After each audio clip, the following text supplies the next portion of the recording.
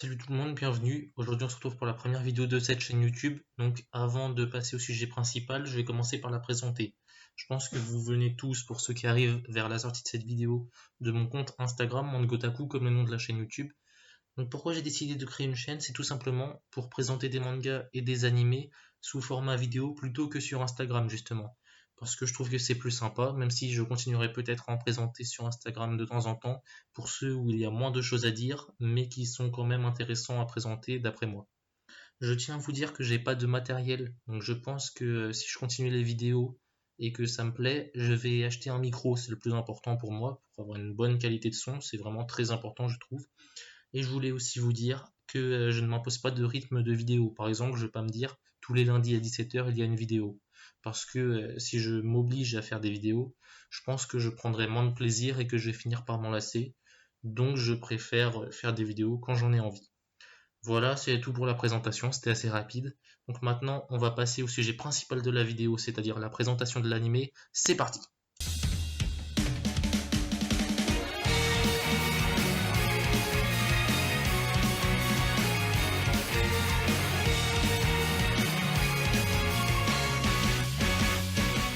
Ok, donc l'anime que je vais vous présenter aujourd'hui, c'est Mr. Tonegawa Middle Management Blues. Je pense que ce sera écrit un peu ce que mon accent anglais, voilà quoi.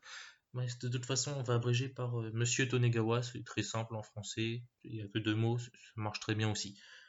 Donc je vais commencer par vous présenter le synopsis de l'anime, ensuite je vais passer aux points positifs et négatifs et je donnerai un avis sur l'anime, mon avis personnel, en fin de vidéo. Tout d'abord, il faut savoir que cet anime est un seinen et qu'il est disponible sur la plateforme Crunchyroll pour ceux qui l'ont. Il faut également savoir que cet anime est un spin-off du manga Keiji, mais on n'est pas du tout obligé de l'avoir lu ou regardé pour comprendre Monsieur Tonegawa, car personnellement, j'en avais jamais entendu parler et j'ai très bien compris l'histoire. Donc dans cet anime, on va suivre le quotidien de Monsieur Tonegawa, qui est le bras droit du PDG d'une des plus grosses entreprises du Japon. Et dans la première partie, on va notamment le voir essayer de répondre à une attente du PDG, qui lui a tout simplement dit je m'ennuie, donc pour me distraire, je veux que tu me crées un jeu mortel. Et quand je dis un jeu mortel, c'est pas un jeu où tu te dis waouh, c'est mortel. C'est vraiment un jeu où il y a des morts. C'est tout de suite moins drôle et moins légal, je pense qu'on est d'accord. Du coup, on va le voir avec son équipe chercher des idées de jeux mortels, trouver le matériel qu'ils vont utiliser, le lieu où ça va se passer, etc. Voilà pour le synopsis, je vous laisserai en découvrir plus si vous regardez l'animé, bien sûr. Et maintenant, on va passer aux points positifs et négatifs. On va commencer par les points positifs, et tout d'abord, j'ai beaucoup aimé le personnage de Monsieur Tonegawa. Je le trouvais très intéressant et très bien fait, ce qui est pas mal puisque c'est évidemment le personnage principal de l'animé. Ensuite, j'ai trouvé que cet animé était très drôle et c'est voulu, hein, puisque c'est vraiment quelque chose d'humoristique. Il faut vraiment le prendre comme ça. Et justement, le troisième point positif est lié à ça, puisqu'il y a une genre de voix off qui par moment vient expliquer ce qu'il se passe de façon humoristique encore une fois, et avec des illustrations qui le sont tout autant. Je pense que je vous mettrai des images pour que vous compreniez bien de quoi je parle. Donc ça, j'ai trouvé que ça ajoutait vraiment quelque chose à l'animé et que ça le rendait encore plus drôle.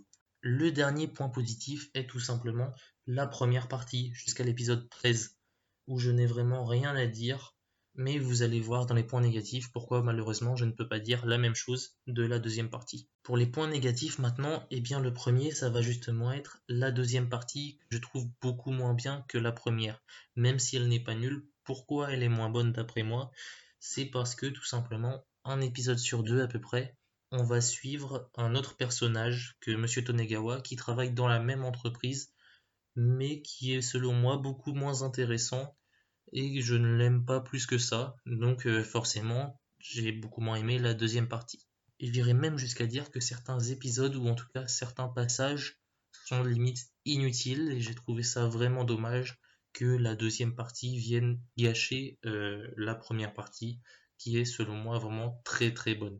Le deuxième point négatif, c'est la voix off, que j'ai bien mis dans les points positifs, vous ne vous trompez pas, mais il y a deux ou trois moments où j'ai trouvé qu'elle coupait ce qui est en train de se passer, et donc je ne l'ai pas trouvé très utile, mais c'est vraiment pas souvent, donc c'est pas plus dérangeant que ça. Je l'ai quand même mis dans les points négatifs, parce que c'en est un, mais ça ne va pas gâcher l'animé non plus. Et voilà, on en a fini avec les points négatifs. Il n'y en avait que deux, mais malheureusement, la deuxième partie, c'est quand même un très gros point négatif, je trouve. Je sais pas si vous serez d'accord avec moi, dites-le moi si vous regardez l'animé, ça m'intéresse pas mal de voir si je suis le seul à penser ça, ou si tout le monde trouve que la première partie est supérieure à la deuxième. On va donc finir la vidéo avec mon avis personnel. Donc vous l'aurez compris, j'ai beaucoup aimé la première partie et moins la deuxième malheureusement.